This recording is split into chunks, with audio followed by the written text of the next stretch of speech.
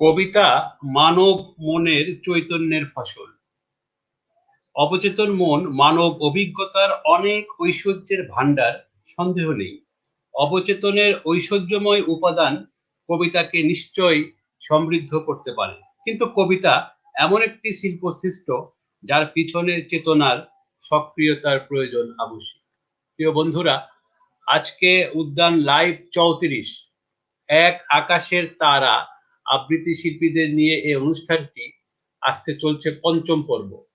আজকের এই অনুষ্ঠানে বাংলাদেশ থেকে সংযুক্ত হয়েছেন নীলা হাসান বাংলাদেশ থেকে, শারমিন জুই বাংলাদেশ থেকে, এবং ভারত থেকে প্রথমবারের মতো আমাদের সঙ্গে যুক্ত হয়েছেন মধুবন চক্রবর্তী।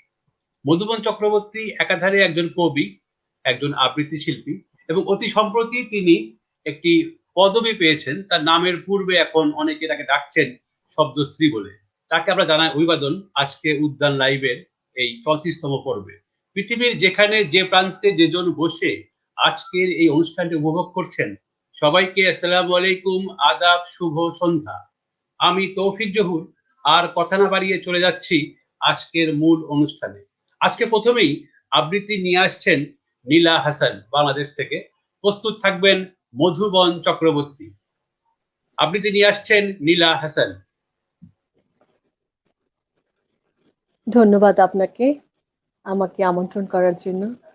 আর দর্শক শ্রোতা বন্ধু সকলকে অনেক অনেক শুভেচ্ছা, শ্রাবণের শুভেচ্ছা।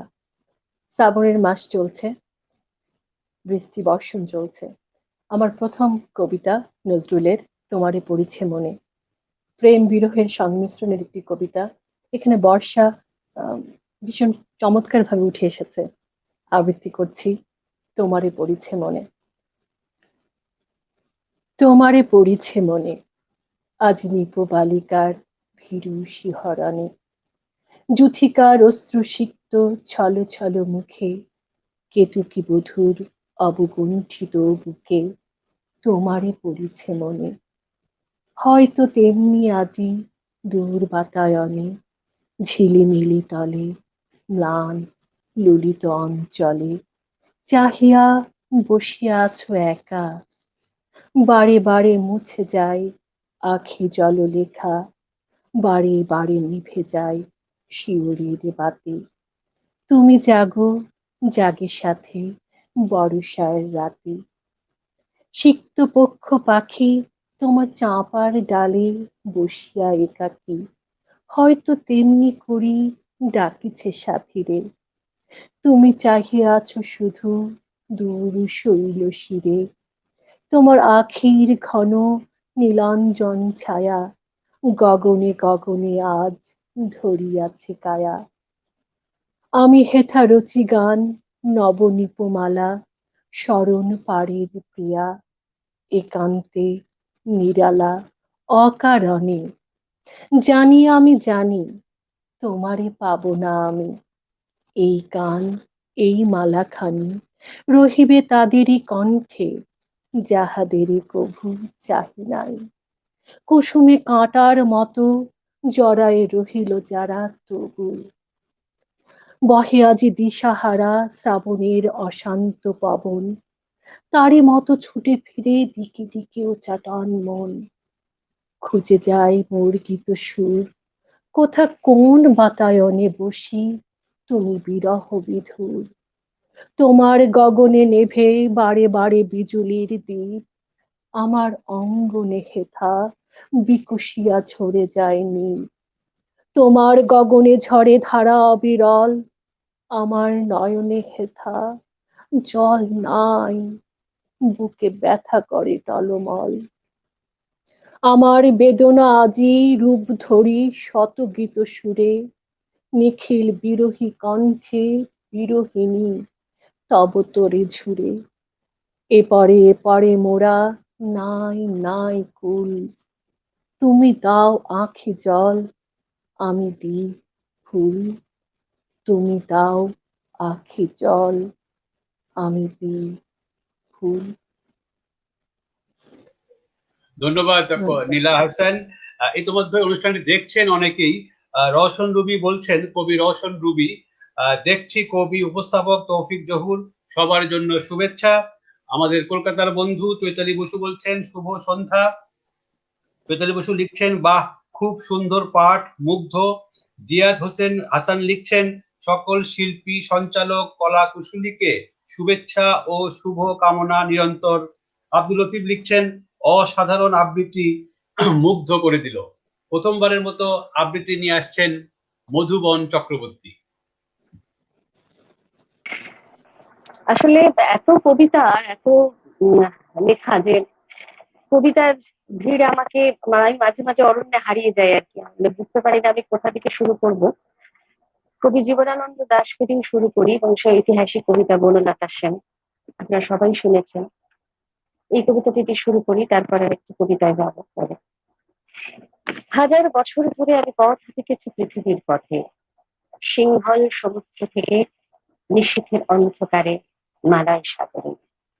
অনেক ঘুরেছি আমি বিন্দিসার অশোকের ধূসর জগতে, সেখানে ছিল নাম। আরো দূর অন্ধকারে বিদর্ভ নগরে আমি আমি ক্লান্ত প্রাণে, চারিদিকে জীবনের সমুদ্র সফেন আমারে দুদণ্ড শান্তি দিয়েছিল নাটোরের বদিলতা সেন।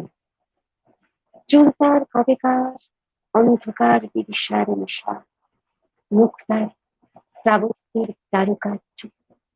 অতি দূর সমুদ্রের পর হাল ভেঙে যে নাবিক হারাইছে দিশা, সবুজ ঘাসের দেশ যখন সে চোখে দেখে দারুচিনি দ্বীপের ভিতর, তেমন দেখেছে তার অন্ধকারে।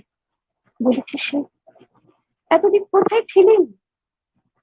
পাখির নেড়ের মতো চোখ তুলে নাটোরের বনলতা সেন। সমস্ত দিনের শেষে শিশিরের শব্দের মতন সন্ধ্যা আসেন, ডানার রৌদ্রের বদ্ধ মুছে ফেলে চিল। পৃথিবীর সব রং নিভে গেলে পাঞ্চলিতে করে আয়োজন, তখন গল্পের তরে জোনাকির রঙে ঝিলমিল। সব পাখি ঘরে আসে, সব নদী ফুরায় এ জীবনের সব লেনদেন, থাকে শুধু অন্ধকার মুখোমুখি বসিবার। নাটোরের বনলতা সেন। এই কবিতাটা দিয়ে ধন্যবাদ, সূচনা করলাম। ধন্যবাদ মধুবন চক্রবর্তী। এ পর্যায়ে প্রথমবার আজকে কবিতা নিয়ে আসছেন শারমিন জুই। আমি শারমিন জুইকে অনুরোধ করছি তার প্রথম কবিতা আবৃত্তি করার জন্য।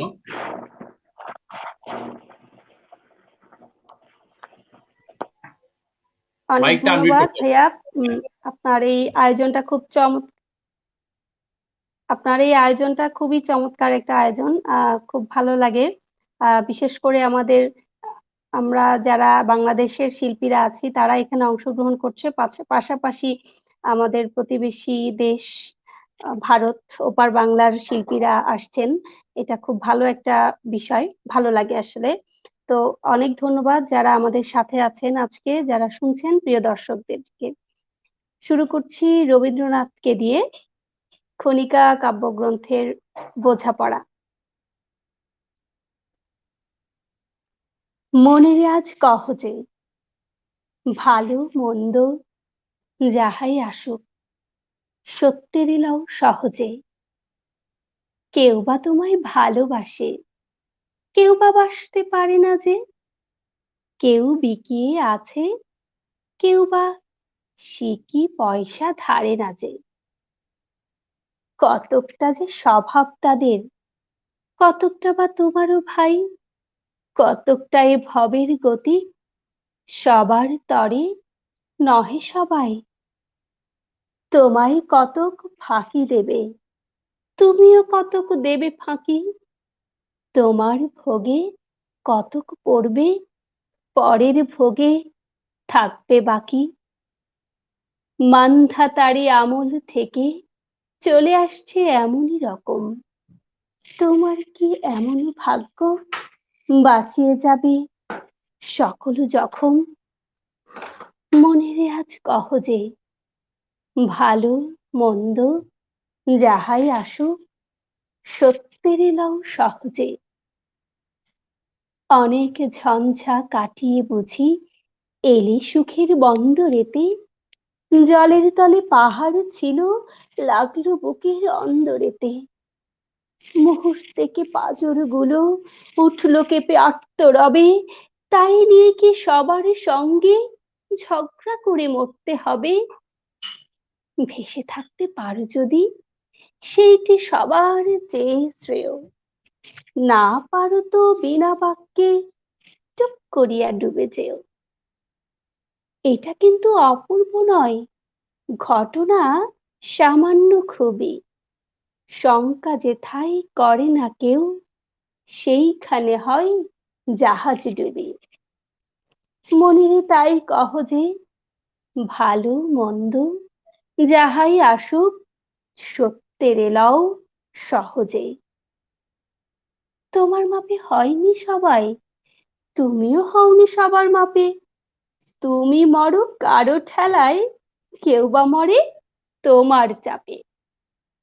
তবু ভেবে দেখতে গেলে এমনি কিসের টানাটানি? তেমন করে হাত বাড়ালে সুখ পাওয়া যায় অনেকখানি। আকাশ তবু সুনীল থাকে, মধুর থেকে ভোরের আলো। মরণ এলে হঠাৎ দেখি, মরার চেয়ে বাঁচাই ভালো। যাহারে লাগে চক্ষু বুজে বাইরে দিলাম অশ্রু সাগর, তাহারে বাদ দিয়েও দেখি বিশ্বভুবন মস্ত ডাগর। মনিরে তাই কহ যে, ভালো মন্দ যাহাই আসুক, সত্যের এলাও সহজে। নিজের ছায়া মস্ত করে অস্তাচলে বসে বসে, আধার করে তোলো যদি জীবন খানা নিজের দোষে। বিধির সঙ্গে বিবাদ করে নিজের পায়ে কুড়াল মারো, দোহাই তবে এ কার্যটা যত শীঘ্রই পারো সারো। খুব খানিকটা কেঁদে কেটে অশ্রু ঢেলে ঘরা ঘরা, মনের সঙ্গে এক রকমে করতে ভাই বোঝাপড়া। তাহার পরে আধার ঘরে প্রদীপ খানি জ্বালিয়ে তোলো, ভুলে যা ভাই কাহার সঙ্গে কতটুকু তফাৎ হলো।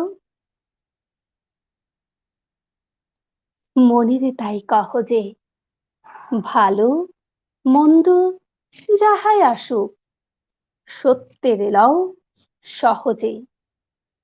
নিজের ছায়া মস্ত করে অস্তাচলে বসে বসে, আধার করে তোলো যদি জীবন খানা নিজের দোষে। মনিরে তাই কহ যে, ভালো মন্দ যাহাই আসুক, সত্যের এলাও সহজে।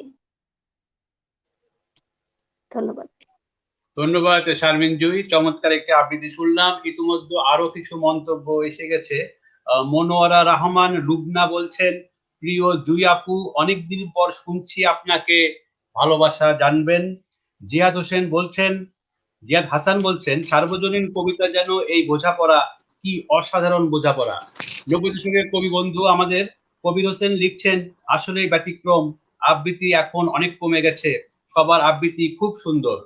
রাখি হোসেন লিখছেন, নীলা খুব চমৎকার হয়েছে। জিয়াদ হাসান বলছেন, জীবনানন্দ আর বনলতা সেন একে অপরের নামের সঙ্গে জড়িয়ে এক অসাধারণ কালজয়ী কবিতা শুনলাম। মৌসুমী হক লিখছেন, বনলতা সেন অসাধারণ। আমাদের বন্ধু চৈতালি বসু লিখছেন, বনলতা শুনতে খুব ভালো লাগলো। জিয়াদ হাসান আরো লিখছেন, আবৃত্তি শিল্পী নীলা হাসানের কি অসাধারণ কণ্ঠের কাজ, কাজী নজরুলের অসাধারণ এই কবিতার আবৃত্তিতে, উচ্চারণে। ধন্যবাদ, আমাদের সঙ্গেই থাকুন। ইতিমধ্যে যুক্ত হয়েছেন কথা সাহিত্যিক আব্দুর রাজ্জাক বকুল, তিনি বলছেন, অনুষ্ঠানটি দেখছি। মনোয়ারা রহমান লুবনা আবারও বলছেন, বাহ চমৎকার বোঝাপড়া। আবারও আবৃত্তি নিয়ে আসছেন নীলা হাসান। প্রস্তুত থাকবেন মধুবন চক্রবর্তী। আবৃত্তি নিয়ে আসছেন নীলা হাসান। ধন্যবাদ। আসলেও সকলের আবৃত্তি এত সুন্দর লাগছে। শারমিন জুঁইর আবৃত্তি, বোঝাপড়া খুব ভালো লাগলো। বনলতা সেনও খুব ভালো লাগলো। সহশিল্পীদের আবৃত্তি সুন্দর হলে নিজের মধ্যেও সেটা অনুপ্রাণিত হয়। আমি রবীন্দ্রনাথ ঠাকুরের মানসী কাব্যগ্রন্থ থেকে বর্ষার দিনে আবৃত্তি করার চেষ্টা করছি। শ্রাবণ মাস চলছে, এই জন্য এই কবিতাটি নির্বাচন করলাম। এমনও দিনে তারে বলা যায়, এমনও ঘন ঘোর বরিশায়, এমনও মেঘ স্বরে বাদল ঝড় ঝরে, তপনহীন ঘন তামসায়, এমনও দিনে তারে বলা যায়। সে কথা শুনিবে না কেহ আর, নিভৃত নির্জন চারিধার, দুজন মুখে মুখে গভীর দুঃখে দুঃখী, আকাশে জল ঝরে অনিবার, জগতে কেহ যেন নাহি আর। সমাজ সংসার মিছে সব, মিছে এই জীবনের কলরব, কেবল আঁখি দিয়ে আখির সুধা দিয়ে, হৃদয় দিয়ে হৃদয় অনুভব, আঁধারে মিশে গেছে আর সব। বলিতে বেথিবে না নিজ কান, চমকি উঠিবে না নিজ প্রাণ, সে কথা আখি নিরে মিশিয়া যাবে ধীরে, বাদল বাই তার অবসাদ, সে কথা ছেয়ে দিবে দুটি প্রাণ। তাহাতে এ জগতে ক্ষতিকার, নামাতে পারি যদি মনোভার, শ্রাবণ বরিশনে একদা গৃহকোণে, দু কথা বলি যদি কাছে তার, তাহাতে আসে যাবে কি বা কার। আছে তো তার পরে 12 মাস, উঠিবে কত কথা কত হাস, আসিবে কত লোক কত না দুঃখ শোক, সে কথা কোনখানে পাবে নাশ, জগৎ চলে যাবে 12 মাস। ব্যাকুল বেগে আজি বহে বাই, বিজুলি থেকে থেকে চমকাই, যে কথা এ জীবনে রহিয়া গেল মনে, সে কথা আজই যেন বলা যায়, এমনও ঘন ঘোর বরিশায়, এমনও ঘন ঘোর বরিশায়। ধন্যবাদ নীলা হাসান, চমৎকার। আমরা আরেকটি আবৃত্তি শুনলাম ইতিমধ্যেই। শিমুল নন্দী বলছেন, বাহ নীলা হাসান আপা, শুনছি ভালো লাগলো। কবি মাসরুরা লাকি বলছেন, ভীষণ সুন্দর আবৃত্তি, শুভেচ্ছা জানাই। এ পর্যায়ে আজকের দ্বিতীয় আবৃত্তি নিয়ে আসছেন কবি মধুবন চক্রবর্তী। নমস্কার। এবারে একটু মুড একটু বদলানোর চেষ্টা করি।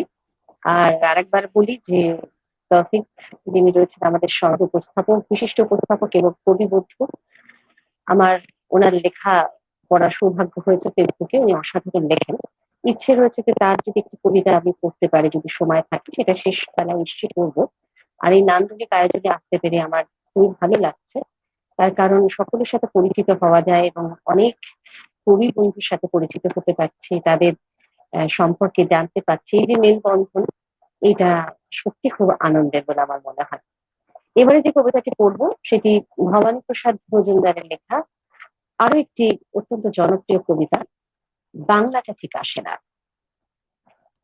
ছেলে আমার খুব সিরিয়াস, কথায় কথায় হাসে না। জানেন দাদা, আমার ছেলের বাংলাটা ঠিক আসে না। ইংলিশে রাইম বলে, ডিবেট করে, পড়াও চলে। আমার ছেলে খুব পজিটিভ, অনেক স্বপ্নে ভাসে না। জানেন দাদা, আমার ছেলের বাংলাটা ঠিক আসে না।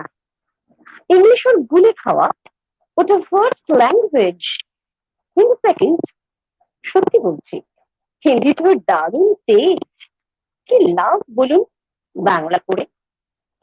বেঙ্গলি থার্ড ল্যাঙ্গুয়েজ, তাই তেমন ভালোবাসে না।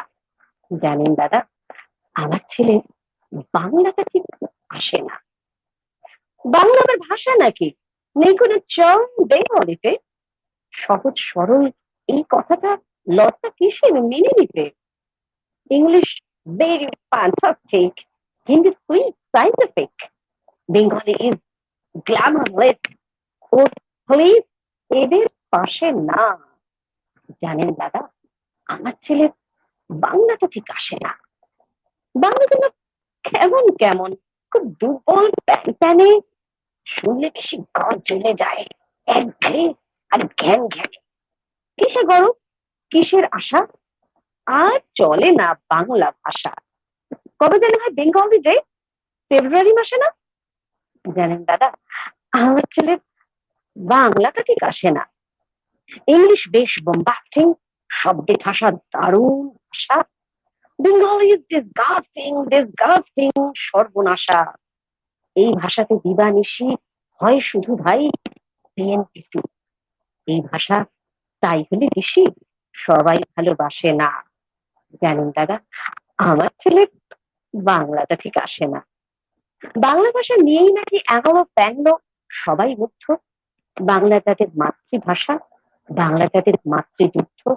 মায়ের দুধের বড়ই অভাব, কৌটোর দুধ খাওয়াই স্বভাব। ওই দুধের তেজ তাকত হয় না, বাংলাও তাই হাসে না। জানেন দাদা, আমার ছেলে বাংলাটা ঠিক আসে না। অসাধারণ আবৃত্তি মধুবন এই চক্রবর্তী। কবিতাটা ইতিমধ্যে আরো কিছু মন্তব্য এসেছে যেগুলি আসলে পাঠ করা দরকার বলে আমি মনে করছি। নাইমা হাসান লিখছেন, চমৎকার আবৃত্তি নীলা হাসান। মনোয়ারা রহমান লুবনা বলছেন, প্রিয় নীলা আপু, আহা, এই কবিতাটা বোধ হয় আজকের জন্যই। বিকেল থেকে কবিতাটা মাথার মধ্যে ঘুরছে, চমৎকার। উজ্জ্বল মুখার্জি বলছেন, ভেরি নাইস পারফর্ম। উজ্জ্বল মুখার্জি আবারও লিখছেন, we are waiting for Madhuban. আমাদের অনুষ্ঠানে দেখছেন বিশ্বজিৎ চক্রবর্তী। উজ্জ্বল মুখার্জি বলছেন, Madhuban is very talent performer. Monowara Rahman Lubna বলছেন, আপনাকে স্বাগতম দিদি, শুভেচ্ছা অফুরান। জিয়াদ হাসান বলছেন, শ্রাবণ ও সন্ধ্যায় বর্ষার দিনে আবৃত্তি দারুণ, স্মৃতিকাতরতা জাগিয়ে তুলল, আয়োজনের সাথেই আছি, উপভোগ করছি পূর্ণতায়। শিমুল নন্দী বলছেন, বাংলাটা ঠিক আসে না, অসম্ভব প্রিয় কবিতা, খুব ভালো লাগলো মধুবন দিদি। আমার দিদি নূপুর মুখার্জি পশ্চিমবঙ্গ থেকে অনুষ্ঠানটি দেখছেন, দিদিকে জানাই ধন্যবাদ। এবং আমাদের অধ্যক্ষ সেকান্দার হায়াত স্যার অনুষ্ঠানটি দেখছেন, ধন্যবাদ। এ পর্যায়ে দ্বিতীয় পরিবেশনা নিয়ে আসছেন শারমিন জুই। মাইকটা আনমিউট করতে হবে। হ্যাঁ, অনেক ধন্যবাদ। দিদির আবৃত্তিটা শুনে মনে হলো যে আসলে এখনকার যে সময়টা আমাদের যাচ্ছে, বাচ্চাদের যে অবস্থাটা, আসলে এই সময়ের জন্য একদম পারফেক্ট একটা কবিতা। তো এরকমই আরেকটা কবিতা আমার মনে পড়লো হঠাৎ করে, যে আমি একটু এটা আজকে পড়ি, সেটাই আমি এখন পড়বো। এটা কবি রামচন্দ্র দাশের একটা কবিতা, গ্রেডার্থী। আসলে এখন বাচ্চাদের পড়ালেখার যে অবস্থা, সেটাই ফুটিয়ে তুলেছেন কবি তার এই কবিতার মাধ্যমে। দেখেছো এবার পাশের বহর সংখ্যা কত বেড়েছে? মনে হচ্ছে ফেল বিষয়টি ভয়েই এদেশ ছেড়েছে। ওই যে, আরে পাশের বাড়ির গোবর্ধন, সেও তো এবার প্লাস পেয়েছে। কি পরিমাণ বর্ধন তার ঘটেছে সব পেপারে, দেখেই তোমার চোখ জুড়োবে কনফার্ম এই ব্যাপারে। ফল তো নয়, এ যেন জুসের বন্যা, ভাসাচ্ছে সে সবাইকে, কি যে সে অনন্যা।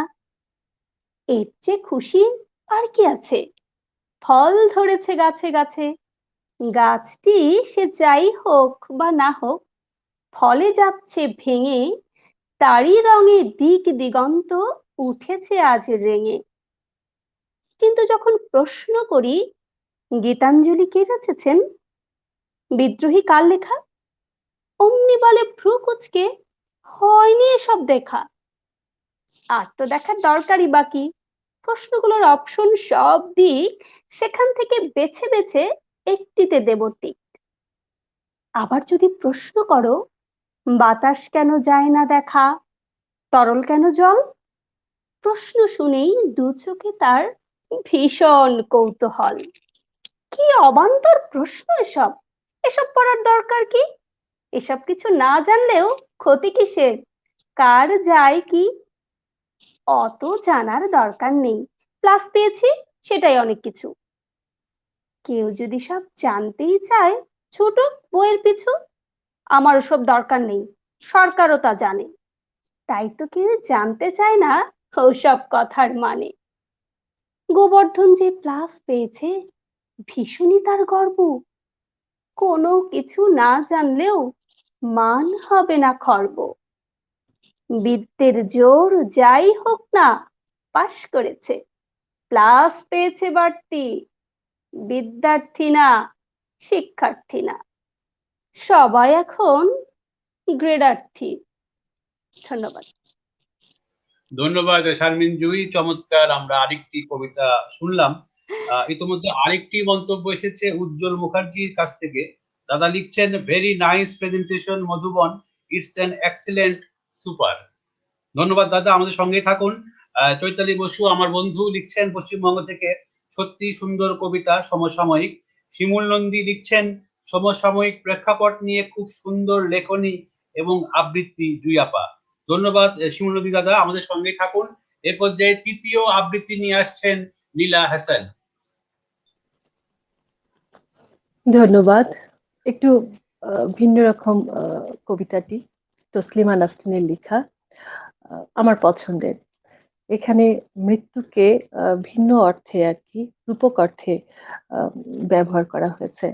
আবৃত্তি করছি, এবার এ বাড়ি থেকে ও বাড়ি। মৃত্যুর সঙ্গে এখন আমার রোজ দুবেলা দেখা হয়। আমরা পরস্পরকে গাঢ় চুম্বন করি, পাশাপাশি বসি, ধুম আড্ডা দিই। মৃত্যুর শরীরে চমৎকার সুগন্ধ।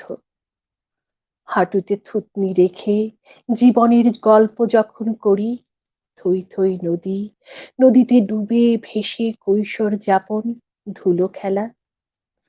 যখন গল্প করি, ফিতে বাঁধা বেনি উড়িয়ে গোল্লা ছুট, গোলাপ পদ্ম, হাডুডু আর ভোকাট্টা ঘুড়ির পেছনে দৌড়ে দৌড়ে ভর সন্ধ্যায় মাঠ পেরিয়ে, খাল পেরিয়ে, রাত্রিরে পুকুর পাড়ে বসে সারা গায়ে জ্যোৎস্না মাখানো।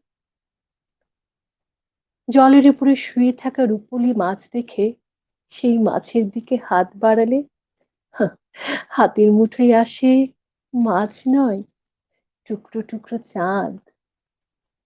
যখন গল্প করি, ঘাসের বিছানা থেকে ফ্রক ভরে শিউলি তুলে পড়শির দেয়াল ডিঙিয়ে দেদোর দেদোর দিনের কথা। মৃত্যুর চোখেও তখন অল্প অল্প শিশির জমে, তারও কণ্ঠ বুঝে আসে, বলে যাই।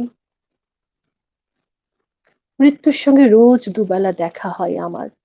দেখা হলে পরস্পরকে গাঢ় চুম্বন করি।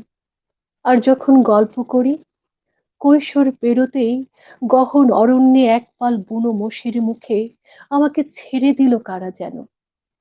কারা যেন একটি ডোবায় ঠেসে ধরলো আমার মুখ মাথা। কারা যেন আমার পায়ে হাতে শেকল পরালো। কারা যেন পাথর ছুটতে ছুটতে আমার কপাল মাথার খুলি। মৃত্যুর চোখেও তখন গভীর কুয়াশা নামে, বলে যাই।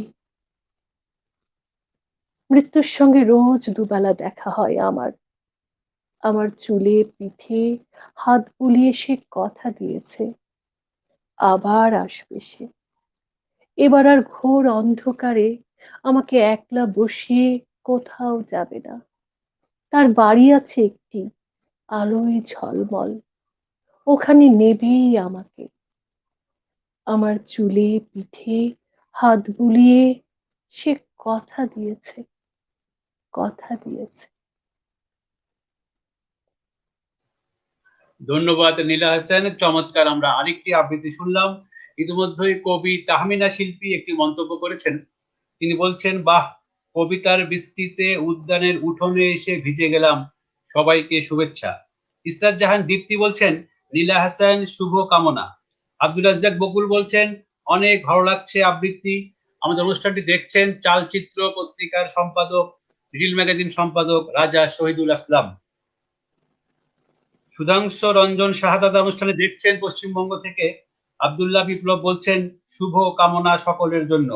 জিয়াদ হাসান লিখছেন এ বাড়ি থেকে ও বাড়ি ভিন্ন ধরনের একটি কবিতা শুনলাম, কণ্ঠের কারুকাজে অনন্য উচ্চতায় নিয়ে গেছে আবৃত্তি এই কবিতাটি। শিমুল নন্দী আবারও লিখছেন সমসাময়িক প্রেক্ষাপটে আরেকটি কবিতা শুনলাম, বরাবরের মতোই অসাধারণ নীলা আপা। প্রদীপ আশরাফ লিখছেন বাহ কি চমৎকার করলেন নীলা আপা। এ পর্যায়ে আবারও কবিতা নিয়ে আসছেন মধুবন চক্রবর্তী। প্রস্তুত থাকবেন শারমিন জুই। কবিতা নিয়ে আসছেন মধুবন চক্রবর্তী।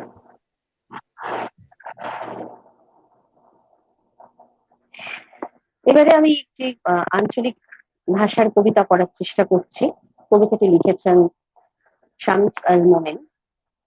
তিনি নিউ ইয়র্কে থাকেন, কিন্তু মূলত তার দেশ বাংলাদেশ। তার একটি অসাধারণ কবিতা চেষ্টা করছি পড়ার। এই কবিতার সাথে কোথাও গিয়ে একটু সুর মিলে গেছে।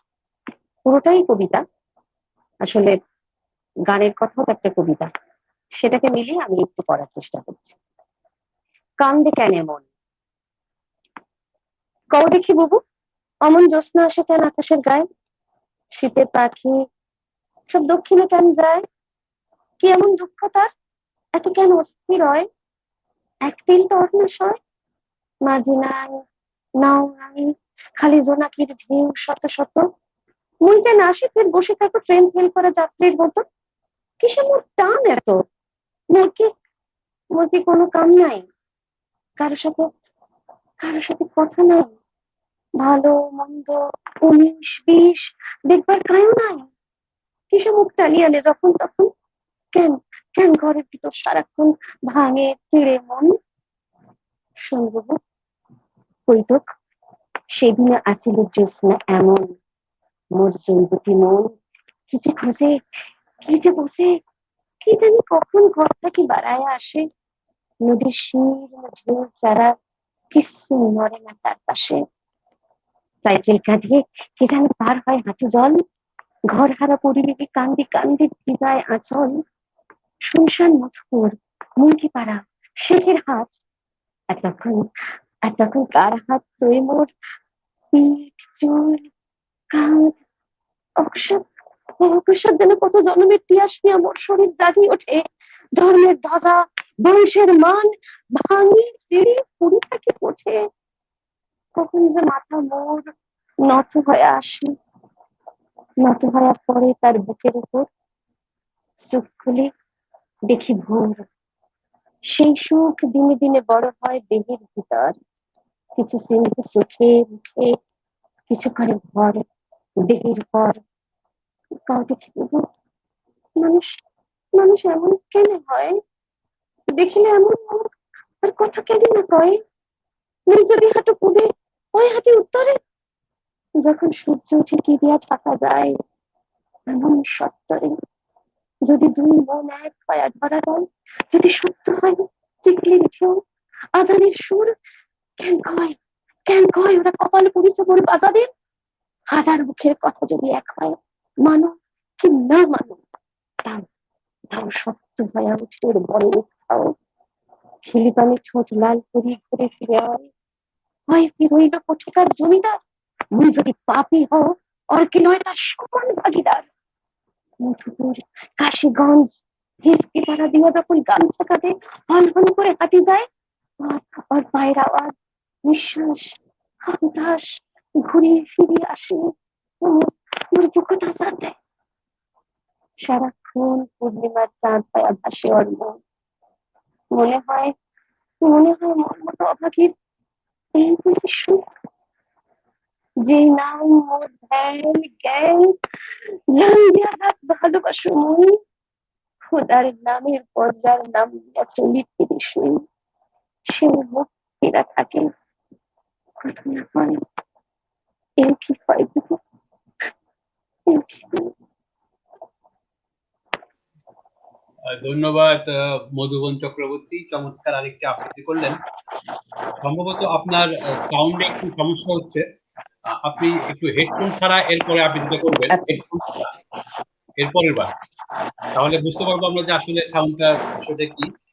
কবি রওশন রবি বলছেন দারুণ লাগছে শ্রাবণীর সুন্দর পাঠ, এ পর্যায়ে তৃতীয় আবৃত্তি নিয়ে আসছেন চলচ্চিত্র সম্পাদক রাজা শহীদুল ইসলাম বলছেন, ভাষা সঠিক না জানা থাকলে আঞ্চলিক উচ্চারণে কবিতা পড়া কঠিন, কিন্তু মধুবন চক্রবর্তী ভালো করেছেন। ধন্যবাদ রাজা ভাই, আমাদের সঙ্গেই থাকুন। সুধাংশু রঞ্জন শাহজাদা বলছেন, আঞ্চলিক কবিতা মধুবন চক্রবর্তী চমৎকার পাঠ করলেন। এ পর্যায়ে তৃতীয় আবৃত্তি নিয়ে আসছেন শারমিন জুই। আমার এবারের কবিতাটা একদম খুব বেশি সমসাময়িক। করোনা নিয়ে যে আমাদের মধ্যে একটা উৎকণ্ঠা বিরাজ করছে, তো সেরকম একটি কবিতা লিখেছেন প্রিয় আবৃত্তি শিল্পী লেখক মীর বরকত। ৩ টুকরো ছেঁড়া কাগজ, এটা ৩টা অংশ, ছোট ছোট ৩টা অংশ আমি একসাথে পাঠ করছি। মীর বরকতের ৩ টুকরো ছেঁড়া কাগজ।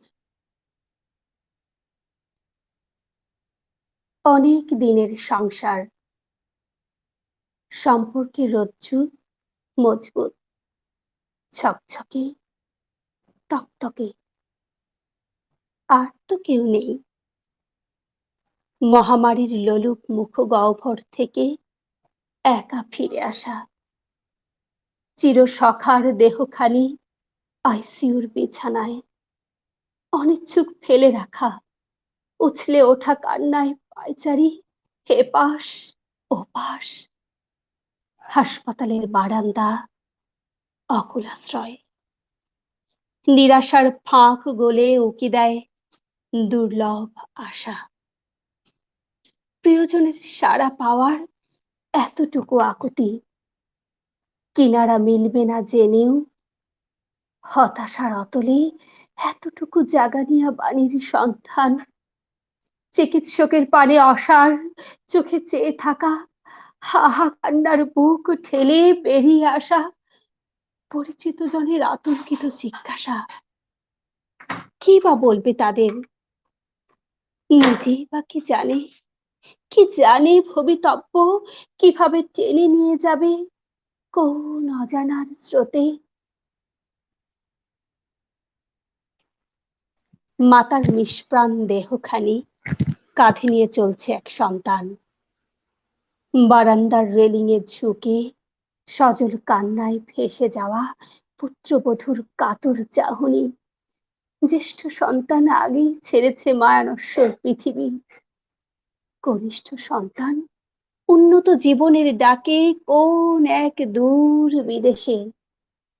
কন্যা নিয়েছে বিছানা, হারিয়ে চেতনা তার। শত শত বন্ধু স্বজন লকডাউনের বেড়া জালে, সতর্ক প্রতিবেশী সংবাদ নেয় ছোঁয়াছুঁই সামনে রেখে। আত্মীয় পরিজন অসহায়, কে কার খোঁজ নেবে এই দুঃসময়ে। অযুত লোকের বান্ধব যেজন, তারই নিঃসার দেহখানি সঙ্গে চলেছে মলিন বদন এক পুত্র। বুকে পুড়ে অসহ বেদনা, আর আছে স্বেচ্ছাসেবী মাত্র কয়েকজন। আগে তো জীবন, তারপর জীবিকা। না থাকিলে এই জীবন জীবিকায় কিভাবে এসে যায়। মানে না এমন সাই কথায়, জীবিকায় যার জীবন তার কাছে এই বাণী যাতনা সম। একদিন উপার্জনে পড়ে যায় যদি বাধা, কিভাবে চলে তার দিন আনা দিন খাওয়া ছোট্ট সংসার খানি। উপেক্ষিত প্রতিরোধ, প্রতিকূলতাও পারেনি ঘরবন্দি করতে তারে। মহামারীর চেয়েও কঠোর ব্যাধি ক্ষুধা। শুনশান শহরে এতটুকু উপার্জনের তরে লাঞ্ছনায় পিষ্ট হয়েও রিকশার প্যাডেলে করে দুর্বল আঘাত। চেয়ে আছে পথের কিনারে, চেয়ে আছে পথের কিনারে অবুঝ সন্তান তার। ধন্যবাদ। ধন্যবাদ শারমিন জুই। আমরা খন্ড খন্ড 3টি চমৎকার কবিতা আবৃত্তি শুনলাম।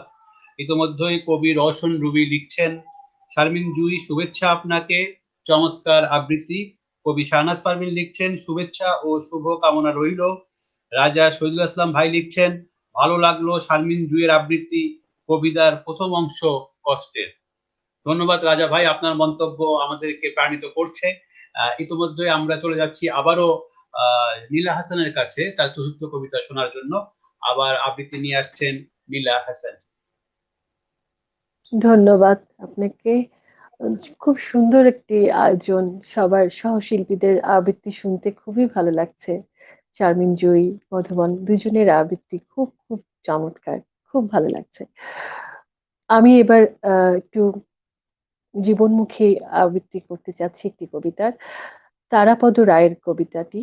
অবহেলিত বঞ্চিত মানুষদের জন্য অনেক চেষ্টাই করা হয়, কিন্তু অনেক অংশেই সেগুলো সফল হয় না। দারিদ্র যারা দরিদ্র তারা ওইরকমই থেকে যায় অনেক চেষ্টার পরে। পড়ছি দারিদ্র রেখা, তারাপদ রায়ের। আমি নিতান্তই গরিব ছিলাম, খুবই গরিব। আমার ক্ষুধার অন্ন ছিল না, আমার লজ্জা নিবারণের কাপড় ছিল না, আমার মাথার উপরে আচ্ছাদন ছিল না। অসীম দয়ার শরীর আপনার। আপনি এসে আমাকে বললেন, না, গরিব কথাটা খুব খারাপ, ওতে মানুষের মর্যাদা হানি হয়, তুমি আসলে দরিদ্র। অপরিসীম দারিদ্র্যের মধ্যে আমার কষ্টের দিন, আমার কষ্টের দিন দিনের পর দিন আর শেষ হয় না। আমি আরো জীর্ণ, আরো ক্লিষ্ট হয়ে গেলাম। হঠাৎ আপনি আবার এলেন, এসে বললেন, দেখো, বিবেচনা করে দেখলাম দারিদ্র শব্দটাও ভালো না, তুমি হলে নিঃস্ব।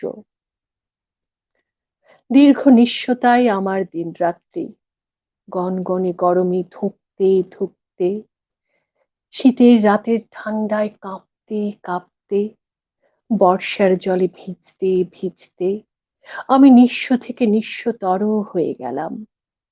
আপনার কিন্তু ক্লান্তি নেই। আপনি আবার এলেন। আপনি বললেন, তোমার নিঃস্বতার কোনো মানে হয় না, তুমি নিঃস্ব হবে কেন? তোমাকে চিরকাল শুধু বঞ্চনা করা হয়েছে, তুমি বঞ্চিত, চির বঞ্চিত। আমার বঞ্চনার অবসান নেই। বছরের পর বছর আধপাটা খেয়ে, উদম আকাশের নিচে রাস্তায় শুয়ে, কঙ্কালসার হয়ে আমার বেঁচে থাকা। কিন্তু আপনি আমাকে ভোলেননি। এবার আপনার মুষ্টিবদ্ধ হাত, আপনি এসে উদাত্ত কণ্ঠে ডাক দিলেন, জাগো, জাগো সর্বহারা, জাগো। তখন আর আমার জাগবার ক্ষমতা নেই। ক্ষুধায় অনাহারে আমি শেষ হয়ে এসেছি। আমার বুকের পাঁজর হাঁপুড়ির মতো ওঠানামা করছে। আপনার উৎসাহ উদ্দীপনার সঙ্গে আমি তালই মেলাতে পারছি না। ইতিমধ্যে আপনি আরো বুদ্ধিমান, আরো চৌকস হয়েছেন। এবার আপনি একটি ব্ল্যাকবোর্ড নিয়ে এসেছেন, সেখানে চক খড়ি দিয়ে যত্ন করে একটি ঝকঝকে লম্বা লাইন টেনে দিয়েছেন। এবার বড় পরিশ্রম হয়েছে আপনার। কপালের ঘাম মুছে আমাকে বলছেন, এই যে রেখা দেখছো, এর নিচে, অনেক নিচে তুমি রয়েছো। চমৎকার! আপনাকে ধন্যবাদ, বহু ধন্যবাদ। আমার গরিবপনার জন্যে আপনাকে ধন্যবাদ, আমার দারিদ্র্যের জন্যে আপনাকে ধন্যবাদ, আমার বঞ্চনার জন্যে আপনাকে ধন্যবাদ, আমার নিঃস্বতার জন্যে আপনাকে ধন্যবাদ, আমার সর্বহারাত্বের জন্যে আপনাকে ধন্যবাদ। আর সবশেষে ওই ঝকঝকে লম্বা রেখাটি, ওই উজ্জ্বল উপহারটির জন্যে আপনাকে ধন্যবাদ। কিন্তু ক্রমশ আমার ক্ষুধার অন্ন এখন আরো কমে গেছে, আমার লজ্জা নিবারণের কাপড় আরো ছিঁড়ে গেছে, আমার মাথার উপরের আচ্ছাদন আরো সরে গেছে। কিন্তু ধন্যবাদ, হে প্রগাঢ় হিতৈষী, আপনাকে ধন্যবাদ, ধন্যবাদ। ধন্যবাদ নীলা হাসান। অত্যন্ত মুগ্ধ হয়ে আমরা শুনছিলাম আপনার এই আবৃত্তি। ইতোমধ্যে আরো কিছু মন্তব্য এসেছে যেগুলো পাঠ করছি। ইমরান হোসেন লিখছেন, নীলা আপু শুভেচ্ছা, শুভ কামনা নিরন্তর, খুব ভালো লাগলো। সুধাংশু রঞ্জন সাহা লিখছেন, শারমিন জুয়ের পাঠ মন ছুঁয়ে গেল। কবি মাহফুজা অনন্যা লিখছেন, শুভ কামনা সকলকে। রাজা শহীদুল ইসলাম সম্পাদক চালচিত্র, তিনি লিখছেন, চলুক, তারাপদ রায় অন্যতম লেখক। মাহফুজা অনন্যা আবারও লিখছেন, দারুণ আবৃত্তি। ইমরান হোসেন লিখছেন, পথিক যখন পথে যায়, পথেই তার পরিচয়। ডাক্তার মঞ্জুর আলম লিখছেন, সাথেই আছি। জিয়াদ হাসান লিখছেন, তারাপদ রায়ের দারিদ্র রেখা একদম সময় উপযোগী কবিতা। বিশেষত এই করোনা অতিমারি সর্বমারি কালে কত যে গবেষণা হচ্ছে নতুন দরিদ্র নিয়ে, দারিদ্র রেখা নিয়ে, কতটা ঠেকাতে পারছে বা আসলে কতটা কি বলতে পারছে এই তাড়াহুড়ার গবেষণা, এই নতুন করে দারিদ্র্যে পতন সম্পর্কে, সেও এক গবেষণার প্রশ্ন। অসাধারণ নির্বাচন ও অসাধারণ আবৃত্তি নীলা হাসান। সুধাংশু রঞ্জন সাহা লিখছেন, নীলা হাসানের চমৎকার কণ্ঠস্বর এবং বোধ সমৃদ্ধ পাঠ খুব ভালো লাগলো। শুভেচ্ছা শিল্পীকে, উদ্যানের এই সাধু আয়োজন।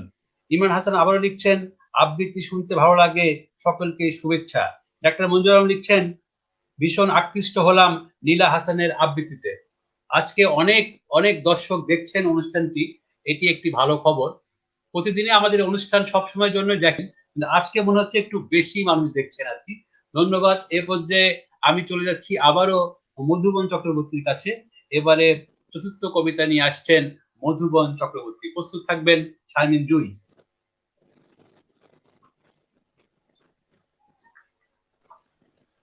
শোনা যাচ্ছে? হ্যাঁ, শোনা যাচ্ছে, ওকে। স্পষ্ট শোনা যাচ্ছে। এবারে আমি পড়ছি শামসুর রহমানের আরেকটি কবিতা, কখনো আমার মাকে। কখনো আমার মাকে কোনো গান গাইতে শুনিনি, সেই কবে শিশুরাতে ঘুম পাড়া নিয়ে গান গেয়ে আমাকে কখনো ঘুম পাড়াতেন কিনা আজ মনেই পড়ে না। যখন শরীরে তার বসন্তের সম্ভার আসেনি, যখন ছিলেন তিনি ঝমে ঝড়ে আম কুড়িয়ে বেড়ানো বয়সের কাছাকাছি, হয়তো হয়তো তখনও কোনো গান লতিয়ে ওঠেনি মিড়ে মিড়ে দুপুরের সন্ধ্যায়, পাছে গুরুজনদের কানে যায়।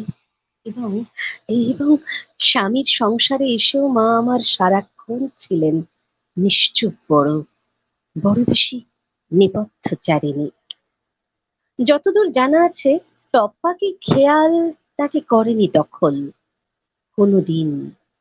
মাছ কোটা কিংবা হলুদ বাটার ফাঁকে, অথবা বিকেলবেলা নিকিয়ে উঠোন ধুয়ে মুছে বাসন কোসন, সেলাইয়ের কলে ঝুঁকে আলনায় ঝুলিয়ে কাপড়, ছেঁড়া শার্টে রিফু কর্মে মেতে আমাকে খেলার মাঠে পাঠিয়ে আদরে অবসরে চুল বাঁধবার ছলে কোনো গান গিয়েছেন কিনা এতকাল কাছাকাছি আছি তবু জানতে পারিনি। যেন তিনি সব গান দুঃখ জায়গা নিয়ে কোনো কাঠের সিন্ধুকে রেখেছেন বন্ধ করে আজীবন।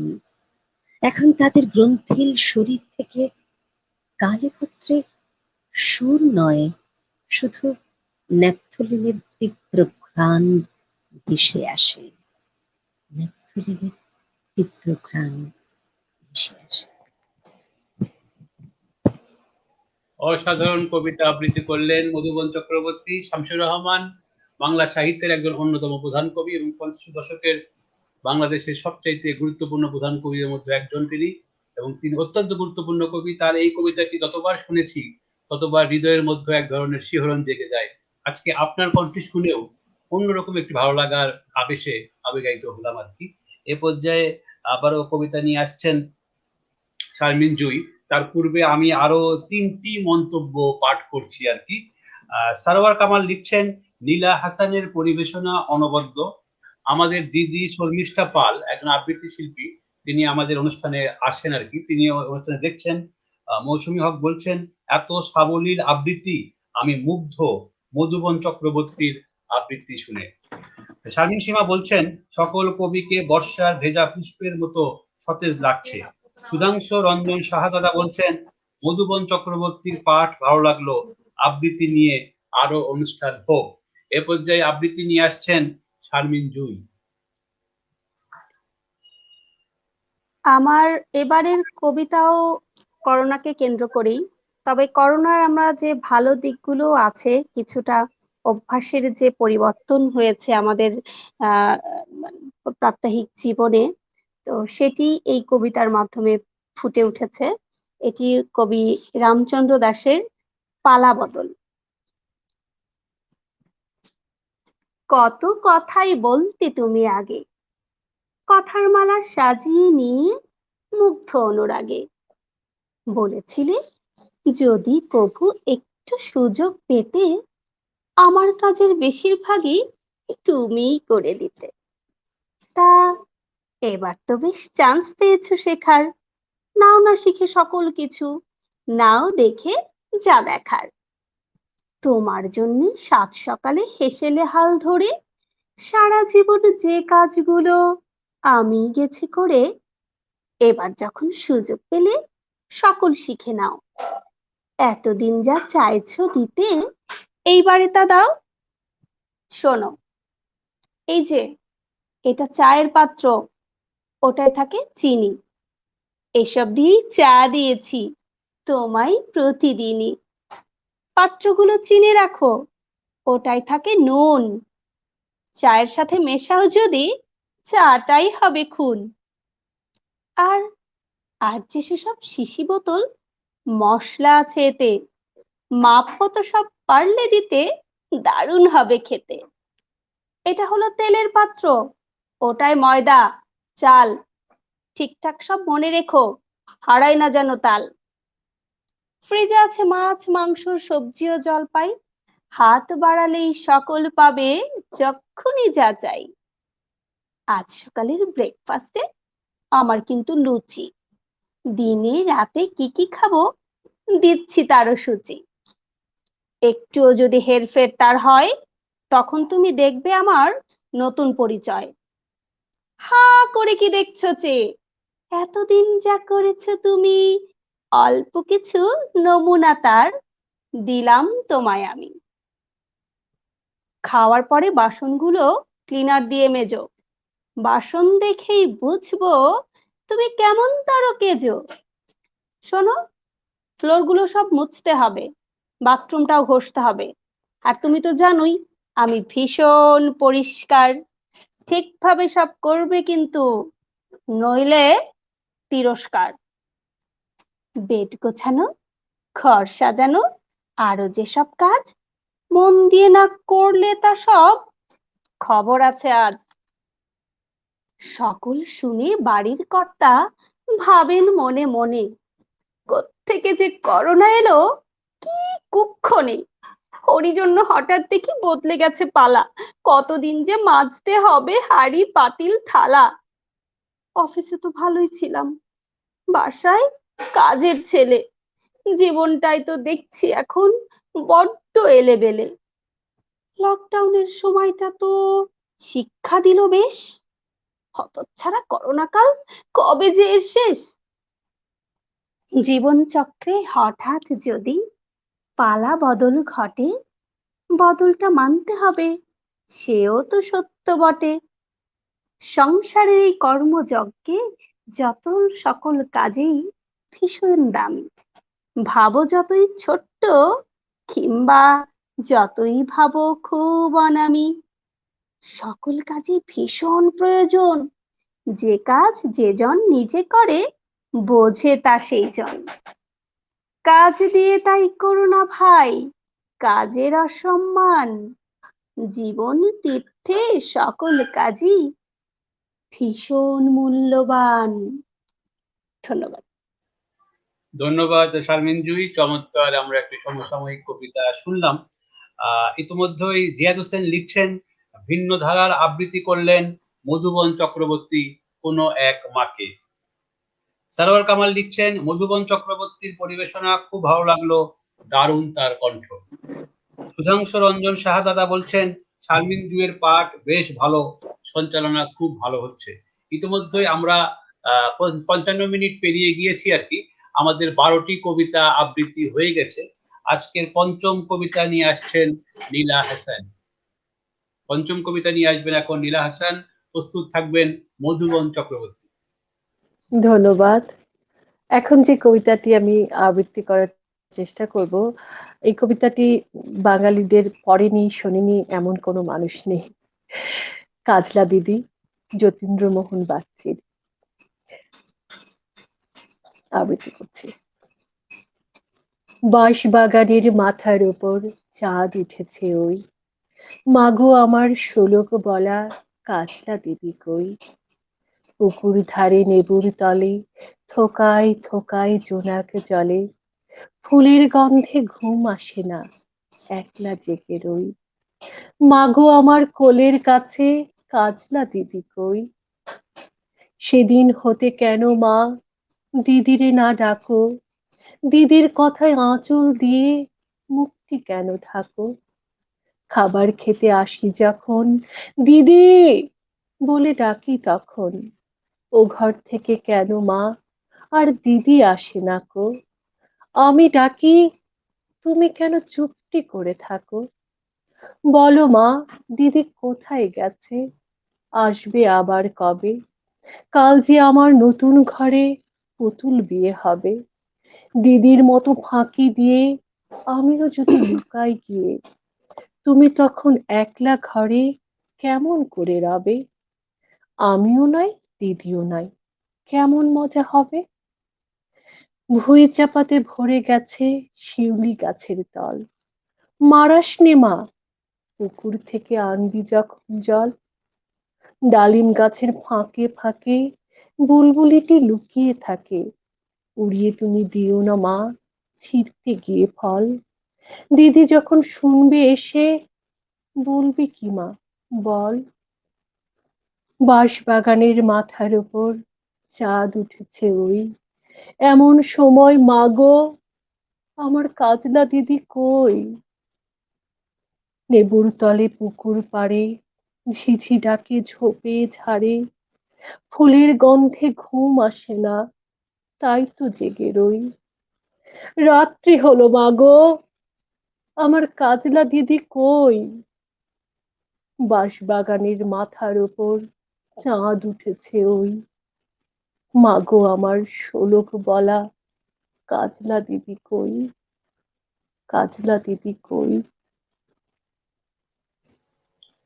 অসাধারণ আবৃত্তি করলেন নীলা হাসান। অত্যন্ত আবেগ দিয়ে এবং দরদ দিয়ে আপনি আবৃত্তি করলেন। ইতিমধ্যে আরো কিছু মন্তব্য এসেছে। জিয়াদ হাসান লিখছেন, শারমিন জুই অসাধারণ আবৃত্তি করলেন, ভালো লাগলো বেশ। নাইমা আইভি লিখছেন, কবিতার জগতে ধ্রুবতারা হয়ে ওঠো, নীলার জন্য শুভ কামনা। কবির হোসেন, আমাদের বন্ধু, 90 দশকের কবির হোসেন লিখছেন, একটুও সময় মিস করা যাচ্ছে না, পরিবারের সবাইকে নিয়ে দেখছি, সময়টা একটু বেশি হলে ভালো হতো। আমরা চেষ্টা করছি, আমরা সাধারণত 5টি করে কবিতাই আবৃত্তি করার চেষ্টা করি। তো যেহেতু আমাদের বন্ধু বলছেন, আমরা হয়তো আজকে আরেকটি করে কবিতা বেশি করবো আর কি। কবি শৈবাল নূর বলছেন সুন্দর হচ্ছে। এ পর্যায়ে কবিতা নিয়ে আসছেন মধুবন চক্রবর্তী। আজকে পঞ্চম কবিতা নিয়ে আসছেন। এবারে যে কবিতাটি পড়বো সেটি সাম্প্রতিককালের একটি লেখা। কবিতাটি লিখেছেন আমাদের সঙ্গে যিনি আজকে রয়েছেন, কবি বন্ধু বিশিষ্ট উপস্থাপক তৌফিক জহুর। তার লেখা একটি কবিতা পড়ি। আসলে কবির সামনে তার কবিতা পড়ার একটা আলাদা ভালো লাগা থাকে। সেই তার যে অনুভূতি থেকে লেখা, সেই অনুভূতিটাকে কণ্ঠে ধারণ করা একটু কঠিন। তবু যদি মিলে যায়, যদি কবির ভালো লাগে, সেখানেই সার্থকতা। তো তিনি যখন সামনে আছেন, তাহলে তার একটি লেখা পড়ি। শাড়ির জমি, এই লেখাটি পড়েছিলাম তার ফেসবুকে, চমৎকার লেগেছিল। তৌফিক জহুরের লেখা। তাজমহল রোডে চোখ আটকে গেল দুপুরের ঘোমটায়, শাড়ির ভাঁজে ভাঁজে ফুটে আছে বিনয়ী প্রেম। দূর থেকে দেখলাম, হাত ধরিনি তার। আমি একটা গোলাপ দিব বলে মনস্থির করলাম। সারি সবুজ বৃক্ষ হয়ে গেল, বৃক্ষের পাতাগুলো চর্যাপদের যুবতীর মলা মাছ যেন। শাড়ির আঁচলে সমুদ্রের উত্তাল ঢেউ আছড়ে পড়ল। আমি আমি শিহরিত হলাম। 5 ফুট 2 ইঞ্চি আগুনে সমুদ্র পিপাসায় শাড়ির দিকে তাকাতেই ডুবে গেলাম চোখের কাজলে। এই বৃক্ষকে শোভহানবাগে প্রথম দেখি ভেজা রোদে। তারপর তারপর ভোরের আকাশে দেখেছি তার সতেজ রূপ। ধীরে ধীরে ফিরোজা রঙে দেখেছি তার ময়ূরী দেহ। আস্থার নাগর দোলায় চেপে ঠোঁটে স্পর্শে সহসা সহসা আবিষ্কার করলাম রহস্যের সৌরভ। সেদিন থেকে মাটি মাখা গন্ধে জেনেছি আমার আয়না তুমি। আমার নিঃশ্বাসের পায়রা উঠতে থাকে বৃষ্টি ভেজা মাঠে, যেখানে দাঁড়িয়ে আছো শাড়ির জমিন। তৌফিক জোহর। চমৎকার লেখা। ধন্যবাদ, ধন্যবাদ মধুবন চক্রবর্তী। আসলে এই কবিতাটি নিয়ে মানে আজকে বলার মতো আবার সময়ও নেই। তবু আপনি যখন এটি পাঠ করছিলেন আমি চিন্তা করছিলাম এই কবিতাটির বয়স কিন্তু ইতিমধ্যেই 1 বছর 3 মাস হয়ে গিয়েছে এবং এটি এর আগে কলকাতায় এটি আবৃত্তি করেছেন আমার দিদি শিপ্রা সাধক, এরপরে আবৃত্তি করেছেন আমার দিদি শর্মিষ্ঠা পাল, আজকে আপনি আবৃত্তি করলেন। এছাড়া এটি আমি কলকাতার 12টি লাইভে আমি এই কবিতাটি পাঠ করেছি। যে কারণে এই কবিতার প্রতি আমার একটি দুর্বলতা রয়েছে আর কি। অনেকেই আমাকে বলে যে এটি আমার নাকি আমারও একবার পড়ার সুযোগ হয়েছিল।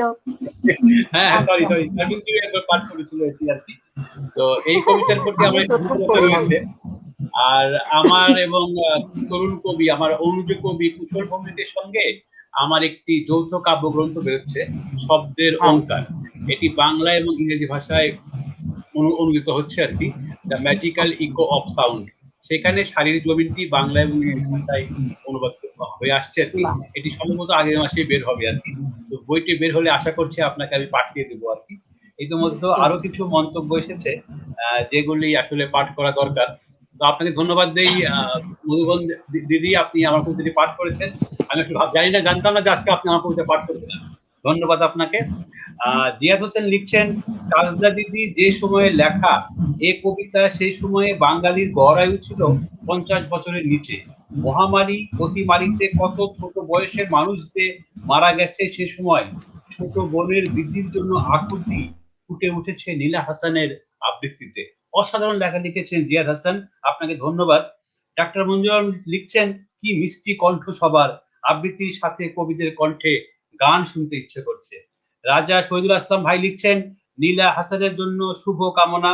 সুধাংশু রঞ্জন শাহাদাদা লিখছেন, কাজলা দিদি দারুণ লাগলো, কবি তৌফিক জহুরের সঞ্চালনা অনুষ্ঠানকে অন্য উচ্চতায় পৌঁছে দিচ্ছে। ধন্যবাদ দাদা, আমাদের সঙ্গেই থাকুন।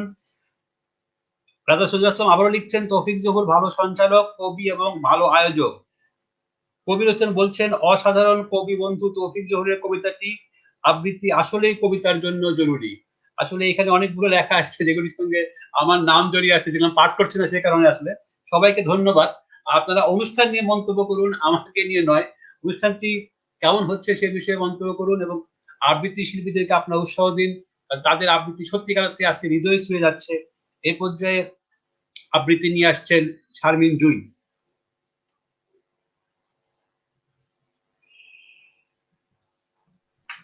আমি এবার মাকে নিবেদন করে হুমায়ুন আজাদের আমাদের মা পড়ছি।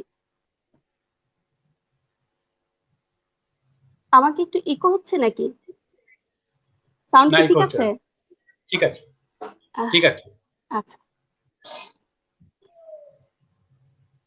আমাদের মাকে আমরা বলতাম তুমি, বাবাকে আপনি। আমাদের মা গরিব প্রজার মতো দাঁড়াতো বাবার সামনে, কথা বলতে গিয়ে কখনোই কথা শেষ করে উঠতে পারতো না। আমাদের মাকে বাবার সামনে খড়কুটোর মতো এমন তুচ্ছ দেখাতো যে মাকে আপনি বলার কথা আমরা কোনোদিনই মনেই হয়নি। আমাদের মা আমাদের থেকে বড় ছিল, কিন্তু ছিল আমাদের সমান। আমাদের মা ছিল আমাদের শ্রেণীর, আমাদের বর্ণের, আমাদের গোত্রের। বাবা ছিলেন অনেকটা আল্লাহর মতো, তার জ্যোতি দেখলে আমরা সেজদা দিতাম। বাবা ছিলেন অনেকটা সিংহের মতো, তার গর্জনে আমরা কাঁপতে থাকতাম। বাবা ছিলেন অনেকটা আড়িয়াল বিলের প্রচন্ড চিলের মতো, তার ছায়া দেখলেই মুরগির বাচ্চার মতো আমরা মায়ের ডানার নিচে লুকিয়ে পড়তাম। ছায়া সরে গেলে আবার বের হয়ে আকাশ দেখতাম। আমাদের মা ছিল অশ্রুবিন্দু, দিন রাত টলমল করত। আমাদের মা ছিল বনফুলের পাপড়ি, সারা দিন ঝরে ঝরে পড়তো। আমাদের মা ছিল ধান ক্ষেত, সোনা হয়ে দিকে দিকে বিছিয়ে থাকতো। আমাদের মা ছিল দুধ ভাত, তিনবেলা আমাদের পাতে ঘন হয়ে থাকতো। আমাদের মা ছিল ছোট্ট পুকুর, আমরা তাতে দিন রাত সাঁতার কাটতাম। আমাদের মার কোনো ব্যক্তিগত জীবন ছিল কিনা আমরা জানি না। আমাদের মাকে আমি কখনো বাবার বাহুতে দেখিনি। আমি জানি না মাকে জড়িয়ে ধরে বাবা কখনো চুমু খেয়েছেন কিনা। চুমু খেলে মার ঠোঁট ওরকম শুকনো থাকতো না। আমরা ছোট ছিলাম, কিন্তু বছর বছর আমরা বড় হতে থাকি। আমাদের মা বড় ছিল, কিন্তু বছর বছর মা ছোট হতে থাকে। ষষ্ঠ শ্রেণীতে পড়ার সময় আমি ভয় পেয়ে মাকে জড়িয়ে ধরতাম। সপ্তম শ্রেণীতে ওঠার পর ভয় পেয়ে মা একদিন আমাকে জড়িয়ে ধরে। আমাদের মা দিন দিন ছোট হতে থাকে। আমাদের মা দিন দিন ভয় পেতে থাকে। আমাদের মার বনফুলের পাপড়ি নয়, সারাদিন ঝরে ঝরে পড়ে না। আমাদের মা আর ধান ক্ষেত নয়, সোনা হয়ে বিছিয়ে থাকে না। আমাদের মা আর দুধ ভাত নয়, আমরা আর দুধ ভাত পছন্দ করি না। আমাদের মার ছোট্ট পুকুর নয়, পুকুরে সাঁতার কাটতে আমরা কবে ভুলে গেছি। কিন্তু আমাদের মা আজও অশ্রুবিন্দু। গ্রাম থেকে নগর পর্যন্ত আমাদের মা আজও আজও টলমল করে। আমাদের মা আজও টলমল করে। ধন্যবাদ। ধন্যবাদ শারমিন জুই, চমৎকার একটি কবিতা আমরা শুনলাম। ইতিমধ্যে আরো দু তিনটি মন্তব্য এসেছে। ইসরাত জাহান দীপ্তি বলছেন নীলা হাসানের আবৃত্তি অসাধারণ। নাইমা আইপি লিখছেন অসাধারণ সঞ্চালনায় মুগ্ধ হচ্ছি। ধন্যবাদ, আমাদের সঙ্গেই থাকুন। ইতিমধ্যেই 1 ঘন্টা 8 মিনিট পেরিয়ে গেছে। আমি কথা বলছিলাম একটু আগে আমাদের যিনি অনুষ্ঠানটি নেপথ্য থেকে পরিচালনা করছেন, তো ওনাকে বললাম যে আরেকটু সময় কি আজকে নেওয়া যাবে কিনা। তো উনি বললেন যে হ্যাঁ, আরেকটি সময় নেওয়া যাবে। সেক্ষেত্রে প্রথমবারের মতো আমরা 5টির পরিবর্তে আমরা 6টি করে কবিতা আজকে শুনবো। তো আজকে শেষ পরিবেশনা নিয়ে আসছেন নীলা হাসান। আশা করছি আমরা আবারও কোনো এক সময়ে আবার আমরা এক ফ্রেমে বন্দী হব, আবারও আমরা কবিতা শুনবো। তো আজকে যে 15টি কবিতা হয়ে গেল, 15টি কবিতা কিন্তু একরকম নয়। 15টি কবিতা বিভিন্ন বিভিন্ন প্রেক্ষাপট, বিভিন্ন বিষয় আশয় নিয়ে উপাদান দিয়ে তৈরি হয়েছে, এবং প্রত্যেকটি কবিতার মধ্যে প্রাণ দিয়ে আপনারা আবৃত্তি করেছেন, হৃদয় দিয়ে আবৃত্তি করেছেন, যে কারণে আজকে অনেক অনেক মন্তব্য এসেছে, যেগুলি মন্তব্য আগে কখনো আমরা পাইনি। ধন্যবাদ সবাইকে। এই পর্যায়ে 6ষ্ঠ কবিতা নিয়ে আসছেন নীলা হাসান। ধন্যবাদ তৌফিক জহুর, আপনার সঞ্চালনা আসলেও সুন্দর এবং আমাদের খুব ভালো লাগছে। আমি যাদের সাথে স্ক্রিন শেয়ার করছি, আমার সহশিল্পী দুজন, তাদের আবৃত্তি খুব ভালো লাগছে। বিশেষ করে এমন আয়োজন যেখানে শুধু কবিতা এবং আবৃত্তি হয়। আবৃত্তি প্রেমী যারা তাদের এই ধরনের অনুষ্ঠানে আসতে ভালো লাগে।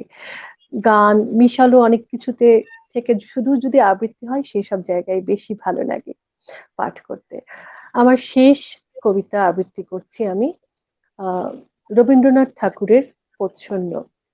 প্রচ্ছন্ন এটি একটি প্রেমের আরেকটি নাম প্রতীক্ষা। প্রিয়তমের জন্য এক প্রেয়সীর মনের আকুতি আর কি, অপেক্ষারত প্রেয়সীর মনের আকুতি উঠে এসছে কবিতাটিতে। আবৃত্তি করছি প্রচ্ছন্ন। কোথা ছায়ার কোণে দাঁড়িয়ে তুমি, কিসের প্রতীক্ষায়? কেন আছো সবার পিছে?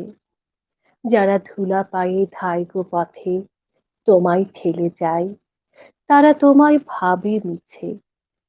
আমি তোমার লাগি কুসুম তুলি, বসি তরুর মূলে, আমি সাজিয়ে রাখি ডালি। ওগো, যে আসে সেই একটি দুটি, নিয়ে যে যায় তুলে, আমার সাজি হয় যে খালি। ওগো, সকাল গেল, বিকাল গেল, সন্ধ্যা হয়ে আসে, চোখে লাগছে ঘুমো ঘোর। সবাই ঘরের পানে যাবার বেলা আমায় দেখে হাসে, মনে লজ্জা লাগে মোর।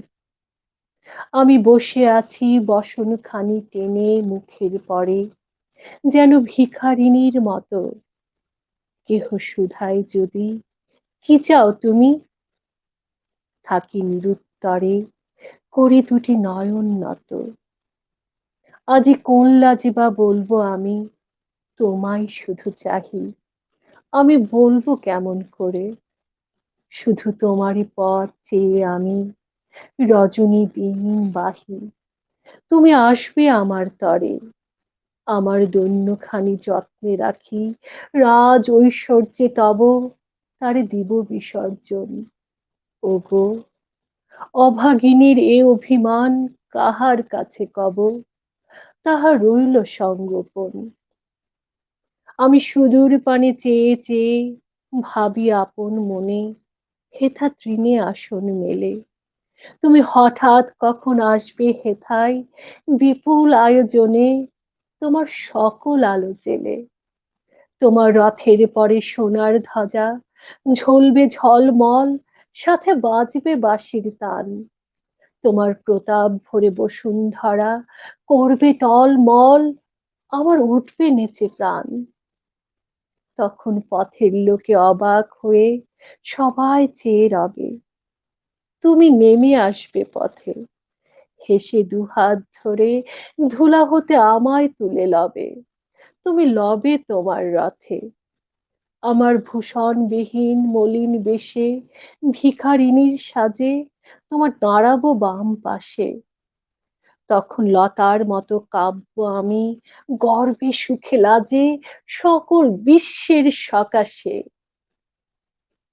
ওগো, সময় বয়ে যাচ্ছে চলে, রয়েছি কান পেতে।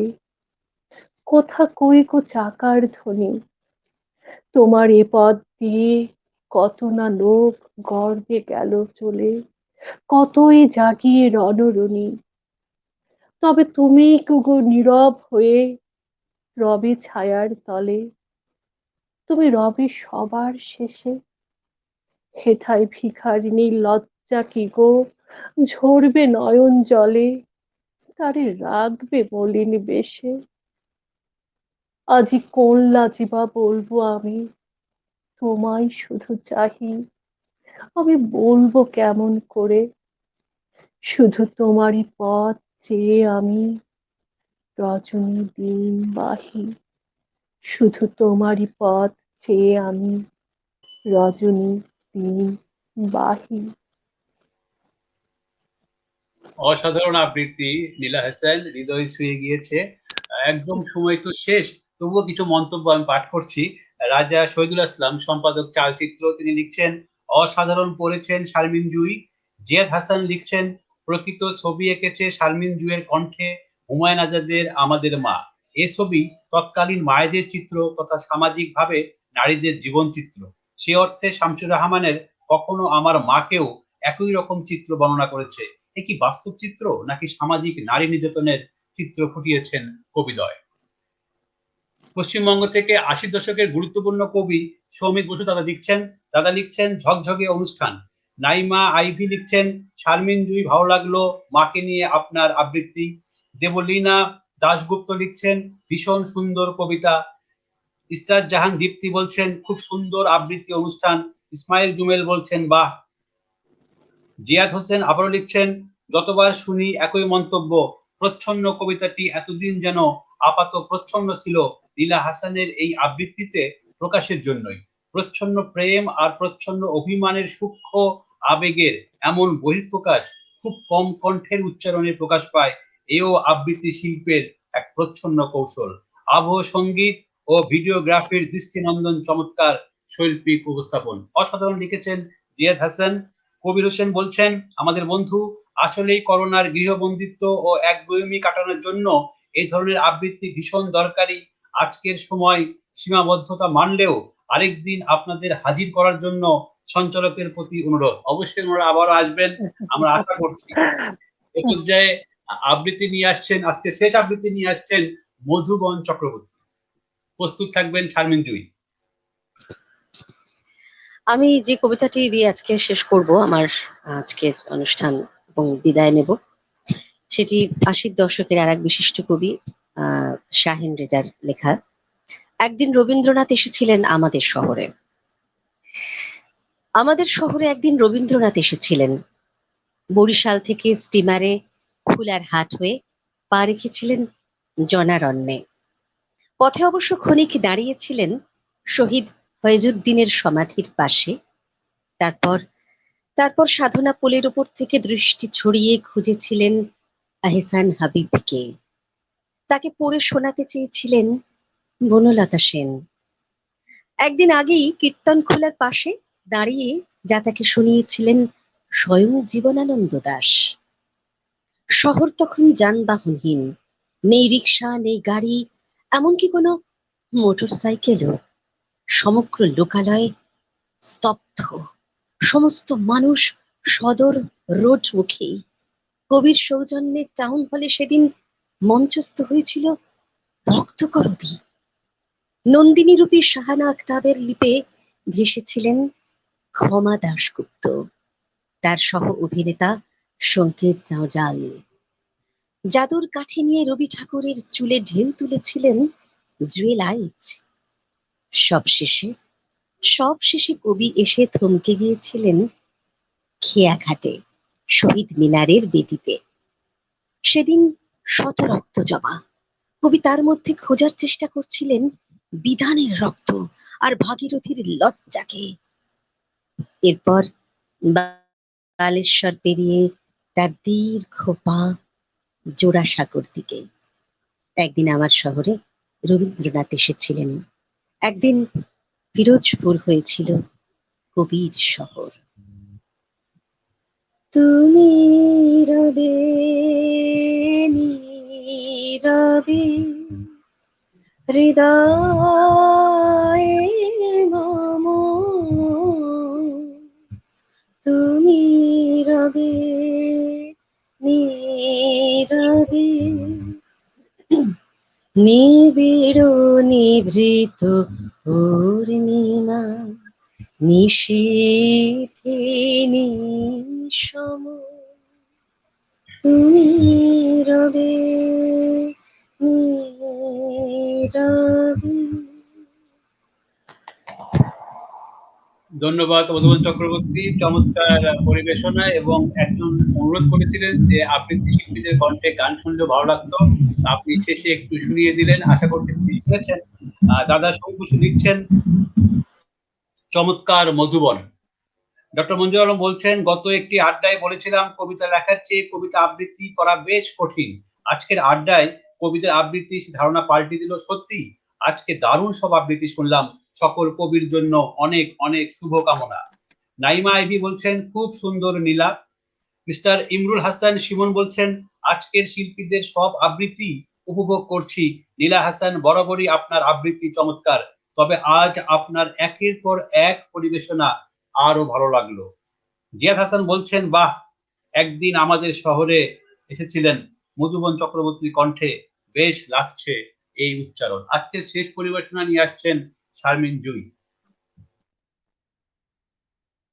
আমার আজকের শেষ পরিবেশনা রফিক আজাদের প্রতীক্ষা।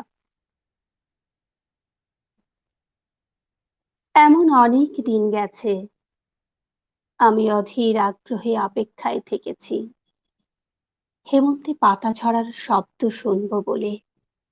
নিঃশব্দে অপেক্ষা করেছি বনভূমিতে কোনো বন্ধুর জন্যে কিংবা অন্য অনেকের জন্যে। হয়তোবা ভবিষ্যতেও অপেক্ষা করব। এমন অনেক দিনই তো গেছে কারো অপেক্ষায় বাড়ি বসে আছি। হয়তো কেউ বলেছিল অপেক্ষা করো, একসঙ্গে বেরোবো।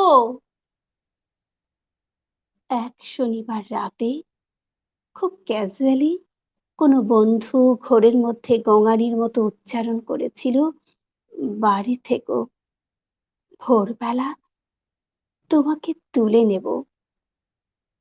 হয়তো হয়তো ওর মনের মধ্যে ছিল চুনিয়া অথবা শ্রীপুর ফরেস্ট বাংলো। আমি অপেক্ষায় থেকেছি। যুদ্ধের অনেক আগে একবার আমার বন্ধু, আমার প্রিয় বন্ধু অলোক মিত্র ঠাট্টা করে বলেছিল, জীবনে তো কিছুই দেখলি না লুপচুপিক পানশালা ছাড়া, চল তোকে দিনাজপুর নিয়ে যাব, কান্তজির মন্দির ও রামসাগর দেখবি, বিরাট গোলাকার চাঁদ ও মস্ত খোলা আকাশ দেখবি, পলা ও আধিয়ারদের জীবন দেখবি, গল্প টল্প লেখার ব্যাপারে কিছু উপাদান পেয়েও যেতে পারিস, তৈরি থাকিস, আমি আসবো। আমি অপেক্ষায় থেকেছি। আমি বন্ধু, পরিচিত জন, এমনকি শত্রুর জন্য অপেক্ষায় থেকেছি। বন্ধুর মধুর হাসি আর শত্রুর ছুরির জন্য অপেক্ষায় থেকেছি। কিন্তু তোমার জন্য আমি অপেক্ষায় থাকবো না, প্রতীক্ষা করব। প্রতীক্ষা শব্দটি আমি শুধু তোমারই জন্যে খুব যত্নে বুকের তোরঙ্গে তুলে রাখলাম। অভিধানে শব্দ দুটির তেমন কোনো আলাদা মানে নেই, কিন্তু কিন্তু আমরা দুজন জানি এই দুই শব্দের মধ্যে পার্থক্য অনেক। অপেক্ষা একটি দরকারি শব্দ, আট পৌড়ে দোতনাহীন ব্যঞ্জনাবিহীন, অনেকের প্রয়োজন মেটায়। প্রতীক্ষায় আমাদের ব্যবহার্য সঠিক শব্দ। অনুমান অপর শব্দটি আমাদের ব্যবহারে অযোগ্য। আমরা কি একে অপরের জন্য প্রতীক্ষা করব না? আমি তোমার জন্যে পথ প্রান্তে অশ্বত্থের মতো দাঁড়িয়ে থাকবো, ওই বৃক্ষ অনন্তকাল ধরে যজ্ঞ প্রতীকের জন্য প্রতীক্ষমান। আমাকে তুমি প্রতীক্ষা করতে বলো। আমি ঠায় দাঁড়িয়ে থাকবো অনড় বিশ্বাসে। দাঁড়িয়ে থাকতে থাকতে আমার পায়ে শিকড় গজাবে। আমার প্রতীক্ষা তবু ফুরাবে না। আমার প্রতীক্ষা তবু ফুরাবে না। ধন্যবাদ শারমিন জুই, চমৎকার কবিতাটি আমরা শুনলাম। নাইবা আইভি বলছেন, একদিন আমাদের শহরে ভালো লাগলো মধুবনের কণ্ঠে। কবি শাহিন রেজা লিখছেন, মধুবনের আবৃত্তিতে মুগ্ধ। জিয়াদ হাসান বলছেন, শারমিন জুই, বহুদিন পর আবার শুনছি রফিক আজাদের প্রতীক্ষা। আমার প্রতীক্ষা ছিল এই কবিতা শোনার আবার। শারমিন জুইকে ধন্যবাদ, দারুণ লাগছে। তারওয়ার কামাল লিখছেন, নীলা হাসান ও শারমিন জুইয়ের পরিবেশনা যথাক্রমে কাজলা দিদি ও মাকে নিয়ে কবিতা আমাকে অনেক নস্টালজিক করে তুলল, স্বর্গত মাকে মনে করিয়ে দিল। ডক্টর মঞ্জুর আলম লিটন সাহেব লিখছেন, আমার কথাই শেষ পর্যন্ত সত্যি হলো, কবি মধুবন চক্রবর্তীর মিষ্টি কণ্ঠে গান শুনে মুগ্ধ হলাম, অসংখ্য ধন্যবাদ আপনাকে। কাব্যের লক্ষ্য রস আস্বাদন এবং আবৃত্তি শিল্পীরা সেই রসকে এমন এমন একটি পর্যায়ে নিয়ে যায় যেটিকে অনন্য উচ্চতায় উঠে গিয়ে মানুষ সেটাকে গোগ্রাসে খেতে থাকে। কেউ হৃদয় দিয়ে অনুভব করে, কেউ আবার উপলব্ধি দিয়ে তার স্বাদটুকু গ্রহণ করে। আজকের এই অনুষ্ঠানটি ১ ঘন্টায় হওয়ার কথা ছিল, কিন্তু অনুষ্ঠানটি চলতে চলতে শেষ পর্যন্ত গিয়ে দাঁড়ালো ১ ঘন্টা ২৫ মিনিটে। আমরা আর আজকে সময় বাড়াতে পারছি না। আগামীতে কোনো একটি অনুষ্ঠানে আপনাদেরকে নিয়ে আবারও হাজির হব। সে পর্যন্ত ভালো থাকবেন, সুস্থ থাকবেন। সবাই আপনাকে অনেক অনেক ধন্যবাদ। আমাদের আমাদের আমার অনুষ্ঠান সহশিল্পীদের পক্ষ শেষ থেকে হলে বলছি, অনুষ্ঠান এখনই শেষ হয়ে যাবে। ব্রডকাস্টিং বন্ধ হয়ে যাবে, কিন্তু আপনারা কেউ যাবেন না, আমরা কথা বলবো। অনুষ্ঠান শেষ হয়ে যাচ্ছে, আচ্ছা, সবাই ভালো থাকবেন। আপনাকে ধন্যবাদ আমাদের শুভরাত্রি। আমন্ত্রণ করার জন্য। ধন্যবাদ। শুভরাত্রি।